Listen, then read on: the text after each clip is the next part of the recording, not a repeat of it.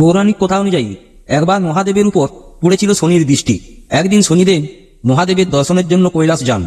সেখানে শনিদেব মহাদেবকে প্রণাম জানাতে জানাতে বললেন, হে প্রভু, কাল থেকে আপনার উপর আমার মকর দৃষ্টি পড়বে। শনিদেবের কথা শুনে মহাদেব বললেন, তোমার মকর দৃষ্টি আমার উপর কতক্ষণের জন্য পড়বে?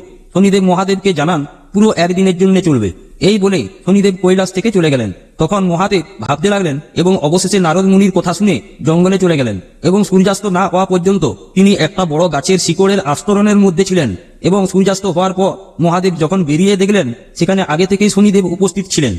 মহাদেব তখন শনিদেবকে বললেন, আজ আমি তোমার দৃষ্টি থেকে পুরোপুরি সুরক্ষিত ছিলাম। তখন শনিদেব বললেন, হে প্রভু, আপনি যেটা ভাবছেন সেটা ভুল, কারণ আপনি জগৎ পিতা। আপনার সারাদিন একটা গাছের শিকড়ের আস্তরণের মধ্যে ছিলেন, এটাই তো আমার দৃষ্টির ফল। হে প্রভু, আপনি সারাদিন যেখানে যেখানে গিয়েছিলেন সর্বদা আমার দৃষ্টি আপনার উপর ছিল। এইভাবে মহাদেব শনিদেবের দৃষ্টি থেকে রেহাই পেতে চলে গিয়েছিলেন।